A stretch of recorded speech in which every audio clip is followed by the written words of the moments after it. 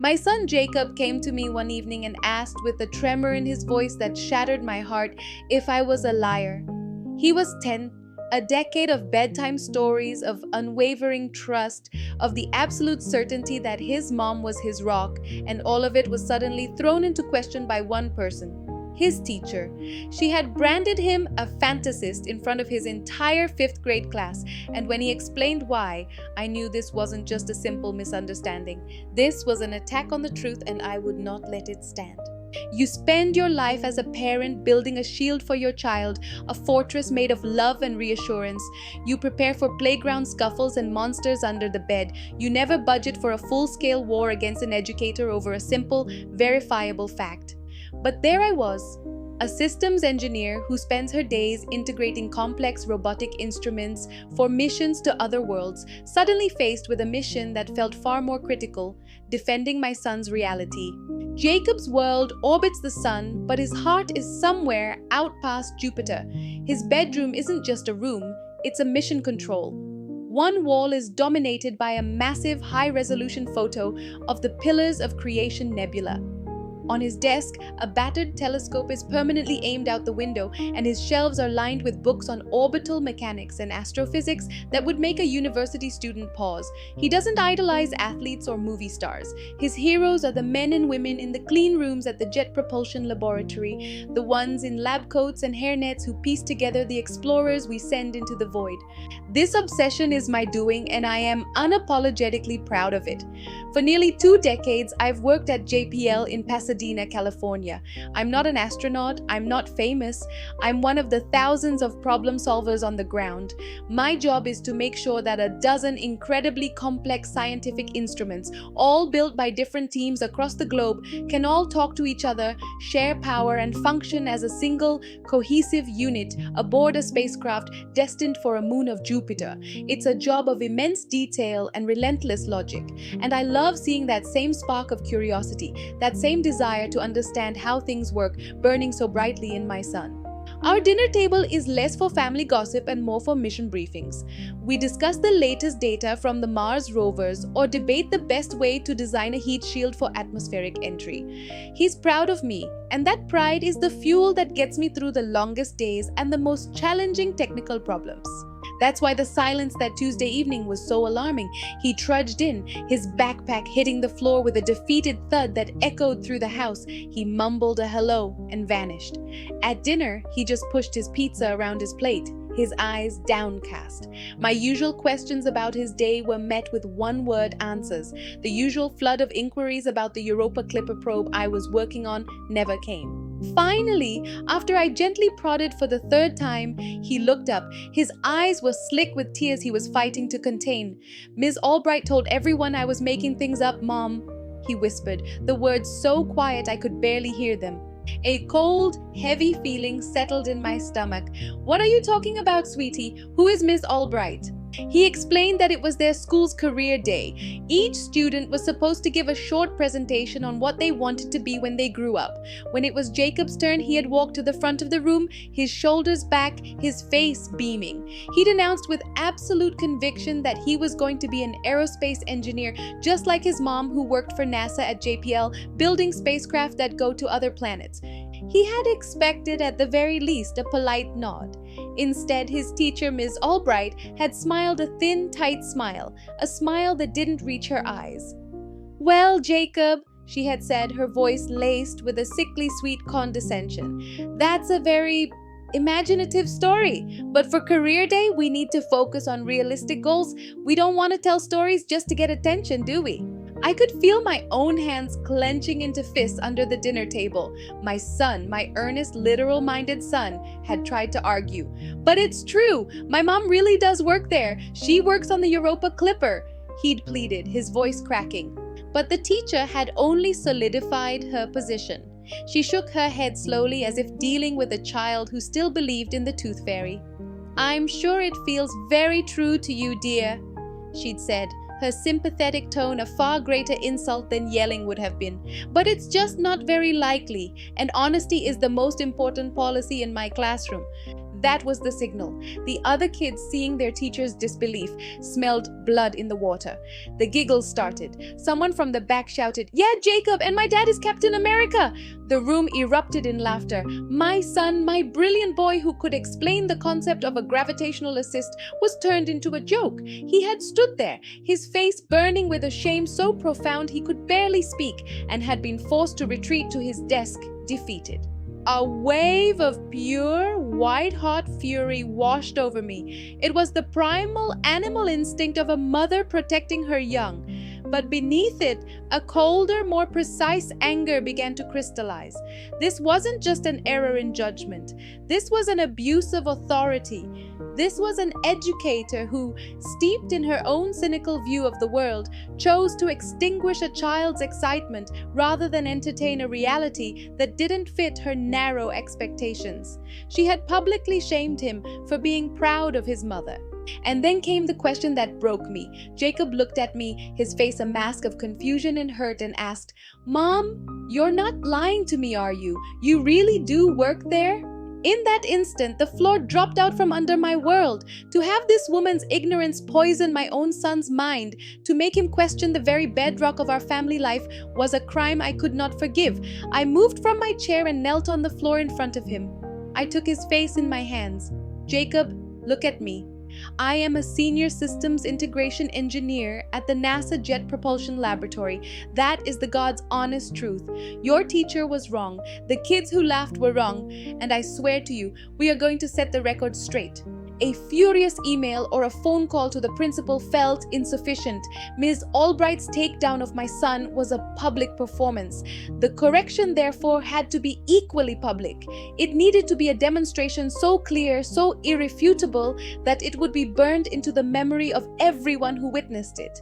As it happened, the school's annual open house and parent-teacher night was the following week. It was the perfect stage. On the night of the event, I dressed with clinical precision. I wore simple professional slacks and a sharp blazer. I looked like a serious person, not an angry mom. Jacob sat next to me in the car, vibrating with anxiety. "Are you sure, Mom? What if she gets mad and just makes it worse?"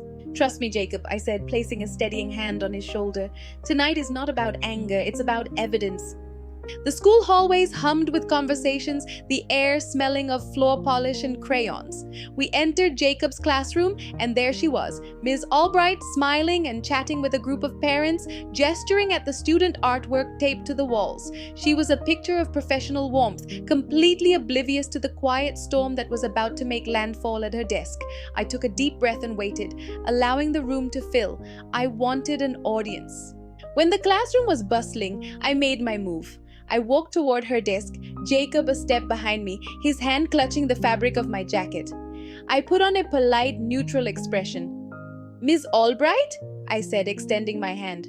She turned, her professional smile locking into place. "Hello, you must be Jacob's mother. It's so lovely to finally meet you."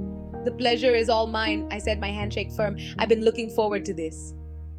"Jacob is such a wonderful boy," she continued, reaching out to give my son a pat on the head, a gesture he subtly dodged.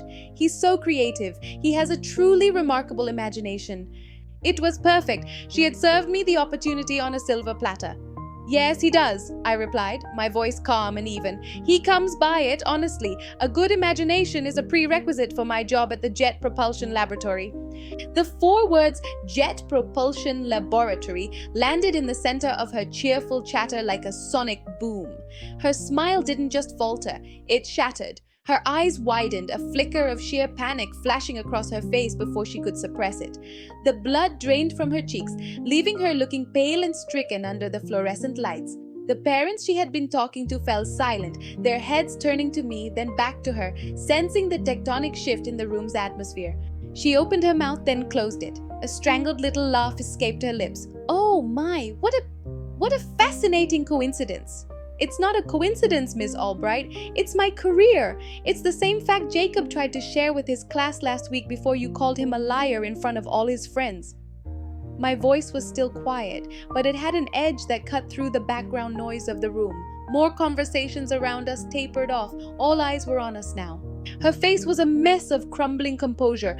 "Now, I don't think I used that exact language," she stammered, wringing her hands. "It was just a small misunderstanding." "Was it?" I let the question hang there for a beat. Then I reached into my blazer, pulled out my wallet, and removed my government-issued NASA identification badge. I didn't flash it. I held it for a moment, letting the light catch the official seal and my photograph, then placed it deliberately on the desk in front of her. The quiet, authoritative click of the hard plastic on the wood echoed in the now completely silent room. "I have worked on interplanetary missions for NASA for 17 years. I said, my eyes locked on hers. "My son looks up to me. He was proud of his mom, and he wanted to share that pride. And you took his pride, and you turned it into a weapon to humiliate him. You made him feel ashamed of the truth." My gaze swept over the other parents, who were now staring with open-mouthed astonishment. I turned back to Miss Albright, who looked like she wanted the floor to swallow her. And in that moment of high drama, Jacob, my son, stepped forward from behind me. His voice was not loud, but in the dead silence, it was as clear as a bell. "See?" he said, looking right at her. "I told you." The teacher's face, already pale, flushed a deep, painful scarlet. She looked down at Jacob, truly seeing him, it seemed, for the first time. "Yes, Jacob," she whispered, her voice thick with shame. "You did, and I am so, so sorry." I put a firm hand on my son's shoulder. "He deserved to be believed," I said, my voice now carrying a note of finality. "And he deserves an environment where his enthusiasm for science is encouraged, not ridiculed." With that, I picked up my badge, gave the principal, Mr. Miller, who was watching from the doorway with a stunned look on his face, a single sharp nod, and then Jacob and I walked out of the classroom, leaving behind the wreckage of a teacher's arrogance and a room full of parents whispering in our wake. I assumed the matter was settled. I was wrong. The next afternoon, an email with the subject line "Urgent" regarding Jacob's classroom experience landed in my inbox. It was from Principal Miller, formally requesting a meeting the next morning to discuss the recent events and parental feedback. It was a masterpiece of corporate non-speak, designed to sound serious while saying nothing at all. The satisfaction from the night before curdled into renewed anger. Were they actually going to try and frame me as the problem? I replied immediately, confirming the meeting. The principal's office was quiet and intimidating. Mr. Miller sat behind his polished desk. In a chair off to the side, looking utterly defeated, was Miss Albright. "Thank you for coming in," Mr. Miller began, his tone perfectly calibrated for conflict resolution. "I am here to advocate for my son," I said, keeping my voice level. "Your email mentioned feedback. From whom?" Mr. Miller shifted uncomfortably. "Well, several parents who were present at the open house contacted my office. They expressed concern over the public nature of the discussion. They felt it was confrontational and not appropriate for a school function." I stared at him, incredulous. "The public discussion? You mean the one where I corrected a public lie your teacher told my son? The one where she humiliated him in front of his peers for being proud of his mother?" "I understand your position, of course," he said, the phrase sounding rehearsed. "But the issue now is that the classroom environment has become strained. Some of the children who laughed at Jacob are now blaming him for getting their teacher in trouble." My jaw was so tight it ached. "Let me be perfectly clear. Your teacher created a toxic environment for my son by calling him a liar. I corrected her misinformation with irrefutable proof. And now, because some other children are behaving poorly and a few parents are more concerned with decorum than with justice, you are suggesting this is somehow my son's fault? In what version of reality does that make any sense?" "This isn't about blame," Mr. Miller said, avoiding my gaze. "It's about finding a way to move forward and restore a positive learning environment." "A positive learning environment?" I said with a humorless laugh. "The only way to restore a positive environment is for the person who poisoned it to clean up her own mess." I turned my full attention to Ms. Albright. She was staring at her lap. "You need to stand in front of your class," I said, my voice low and firm. "You need to tell them in no uncertain terms that you made a serious mistake, that you accused an honest student of lying because you made an unfair assumption. You need to apologize to Jacob in front of everyone, and you need to tell them that he was telling the absolute truth. That is the only way to repair the damage you have done to his reputation in that classroom." A heavy silence filled the office. Mr. Miller looked at Miss Albright, waiting. She took a shuddering breath and finally looked at me. All the fight was gone. She just nodded. "I'll do it," she said quietly. "I think that's a very productive step," the principal said, clearly relieved. "Good," I said, standing up. "It needs to happen tomorrow." I walked out without a backward glance. A few days later, an email from Miss Albright arrived. It was direct and detailed. She explained that she had addressed the class that morning. She told them she had been wrong, that she had judged unfairly, and that Jacob had been telling the truth all along. She had apologized to him publicly. Then she had turned it into a lesson about the thousands of different jobs at places like NASA and the importance of listening and not jumping to conclusions. That afternoon, Jacob came home and the change was breathtaking. The storm had passed, the heavy weight was gone from his shoulders, the light was back in his eyes. "Mom!" he shouted, a grin spreading across his face as he burst through the door. "She did it! She told everyone you really do work at NASA and that she was sorry." "That's wonderful, honey," I said, feeling a wave of profound relief. "How do you feel?" He shrugged, trying to be cool, but his eyes were dancing. "It's good. Some of the kids even said sorry to me." He paused, then his grin widened. "Oh, and guess what?